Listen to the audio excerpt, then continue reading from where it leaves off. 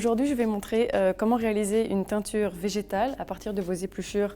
Aujourd'hui, je vais montrer du coup épluchures d'avocat, épluchures d'oignons rouges et jaunes. Pour commencer, il faut d'abord choisir un tissu. Donc moi, la recette que je vais montrer aujourd'hui, c'est une recette qui se fait sur coton ou lin ou en tout cas d'autres matières végétales. Donc ça doit être en 100%. Vous pouvez essayer avec aussi un mélange, mais alors du coup, toutes les fibres ne seront pas teintes. Donc au début, il faut choisir son tissu et le peser. Il faut bien le peser parce que ça va compter après pour savoir le nombre d'épluchures qu'il faut pour la teinture. Donc on pèse le tissu. Ici, j'ai 11 grammes de tissu et il faudra bien le retenir pour savoir le nombre d'épluchures qu'il me faudra. Ensuite, une fois que ça c'est fait, pour préparer la fibre du tissu à être teinte, on va devoir le faire baigner dans un bain d'eau et de vinaigre. Donc on appelle ça le mordançage. Et pour mordancer, il faut une dose de vinaigre pour 3 doses d'eau. Donc une dose de vinaigre et 3 doses d'eau. Ensuite, on plonge tous les tissus qu'on aimerait teindre dans le bain et on les laisse mariner pendant une demi-journée au minimum pour être sûr que les fibres soient bien ouvertes afin d'accueillir la teinture. Donc ça, une fois que c'est fait, on peut laisser sur le côté. Ensuite, on prépare du coup les végétaux dont on a besoin. Donc, ici, je vais vous montrer avec les pelures d'avocat. Pour préparer les pelures d'avocat, il faut bien les nettoyer et après les laisser sécher pour éviter qu'il y ait du coup de la moisissure. Donc ça doit être bien sec pour faire la teinture. J'avais 11 grammes de tissu, donc il me faut 11 grammes. Voilà, 11 grammes d'avocat pour teindre 11 grammes de tissu. C'est à chaque fois 100%, que ce soit avocat ou que ce soit oignon rouge ou oignon jaune, c'est toujours au minimum 100% du poids du tissu. Comme ça, vous avez une belle teinture directement. Après, on peut mettre plus ou moins, mais ça dépend du résultat qu'on souhaite. On remplit la casserole d'eau et on met les végétaux dedans. Vous pouvez les casser en 1000 morceaux avant de les mettre dedans. Pareil pour les épluchures d'oignons.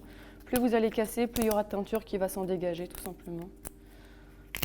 Ensuite ça, il faut laisser au début bouillir et une fois que ça bout, il faut laisser pendant à peu près 1 heure minimum à feu doux. Et il faut tourner une fois de temps en temps avec une cuillère en bois pour être sûr qu'il n'y a rien qui colle au fond, etc.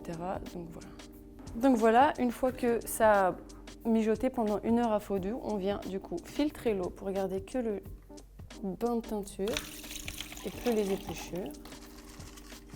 Voilà. Avec ce bain de teinture, on vient le remettre dans la casserole.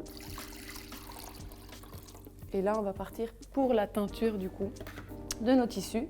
Ils ont macéré pendant une demi-journée dans l'eau et du vinaigre. Une fois qu'ils ont fini de macérer, juste vous les sortez, vous les laissez humides.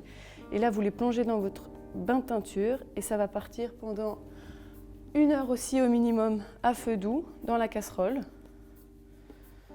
Hop, en mélangeant bien souvent pour être sûr que tout soit bien teint. Et une fois qu'après les 1 heure, ça a chauffé doucement, vous pouvez les laisser pendant 24 heures dans la casserole, en touillant aussi une fois de temps en temps, mais c'est même pas obligatoire, juste vous laissez refroidir complètement en fait la bain de teinture avec le tissu à l'intérieur pendant 24 heures. Et le lendemain, du coup, vous pouvez juste ressortir votre tissu, le faire sécher à l'air libre et c'est fini. On peut soit avoir juste le tissu qui est teint comme ici, donc ça c'est avocat, les pelures d'avocat qui donnent un vieux rose comme ça.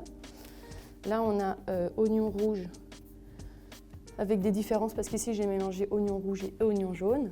Et ici c'est juste oignon jaune mais j'ai pas laissé la teinture très longtemps. J'ai juste plongé mon tissu et je l'ai ressorti. Donc ça c'est une technique de shibori, ça permet de faire des réserves. Donc avec un fil ou avec un élastique on vient serrer et ça peut créer en fait des motifs dans le tissu. Donc ça vient en fait empêcher la teinture d'arriver à ces zones-là du tissu pour faire des motifs et sinon voilà. Donc ça permet de pouvoir teindre tous les t-shirts en coton qu'on a à la maison, qu'on veut plus mettre ou qu'il y a une tache jaune, etc. dessus. Avec les épluchures, ça permet en fait de juste leur donner une nouvelle vie et de leur donner une couleur un peu plus vibrante, quoi.